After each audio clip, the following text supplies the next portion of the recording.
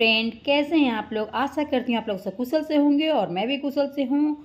और मैं थोड़े दिन के बाद वीडियो डाल रही हूँ क्योंकि मेरी तबीयत थोड़ी सी ख़राब हो चुकी थी और हम लोग निकल चुके हैं प्रयागराज कुंभ मेला में। तो हम लोग रात को टाइम निकले थे, तो अब सुबह हो बिल्कुल रात को निकले थे, यही करीब 2 बजे के करीब। अब हो चुका है सुबह मॉर्निंग टाइम और देखिए सूरज भगवान कितनी खूबसूरती के साथ, लाली के साथ, बिल्कुल सिंदूरी कलर में निकल रहे हैं। तो सबसे पहले सूरज भगवान को प्रणाम कीजिए और फिर हम लोग आगे का काम शुरुआत करते हैं। और चले हम लोग आश्रम में पहुंच गए हैं, जो हिंदू विश्व परिषद का आश्रम हम लोग का था, वहाँ हम लोग पहुँच गए। और देखिए कितनी खूबसूरती के साथ कितने सारे बेड, बहुत ही अच्छी तरह से सुविधा उपलब्ध थी। हम लोग अपने मतलब फ्रेश वगैरह हो के और फिर हम लोग कुंभ स्नान करने के लिए निकल पड़े। हम लोग पूरे परिवार थे, मैं, पतिदेव, मेरे दोनों बच्चे थे। और ये देखिए अभी साइड साइड में गाड़ियाँ लगी हुई हैं। जिस टाइम हम निकले हैं उस टाइम अभी उतना ज़्यादा भीड़ नहीं है, क्योंकि उसके 1-2 दिन बाद हम लोग 10 को पहुँचे हैं, 10 को पहुँचे हैं शाम के टाइम। 10 को पहुँचे थे तो रात को सोए थे और सुबह हम लोग 11 तारीख को स्नान करने गए हैं। और कुंभ के मेले में बिछड़े हुए लोग जो मिलते हैं ना, वो हम मेरे दोस्त मिले थे।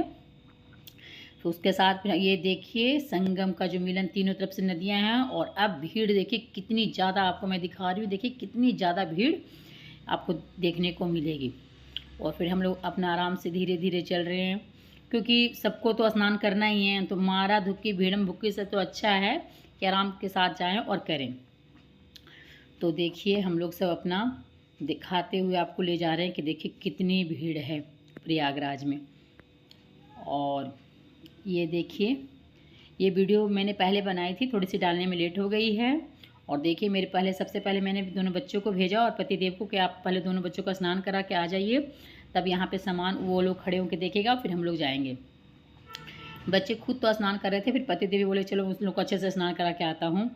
और डुबकी लगाने के लिए सिखा रहे थे दोनों बच्चों को, अपने राम लक्ष्मण को।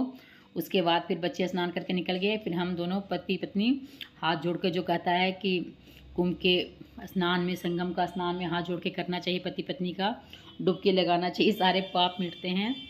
तो फिर हम दोनों पति पत्नी हाथ पकड़ के डुबकी लगाने लगे। और मतलब ऐसा लग रहा था ना कि जैसे सारे रोग बीमारी हट गए हैं। और लग रहा था कि मतलब गंगा जल से या गंगा के पानी से निकले ही ना।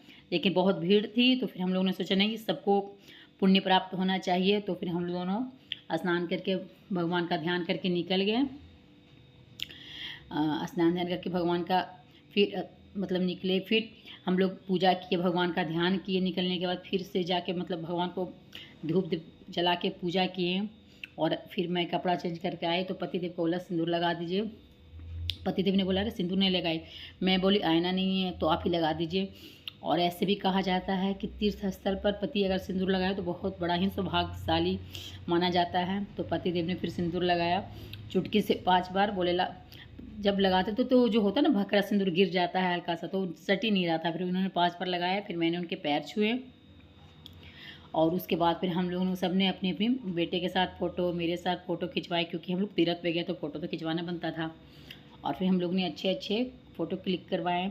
उसके बाद हम लोग थके हारे आश्रम में आ गए। और आश्रम में हम लोग का खाना मतलब खाना खाने के लिए गए। तो उस खाना खाने के बाद फिर जलेबी और रबड़ी हो रही थी, चल रही थी।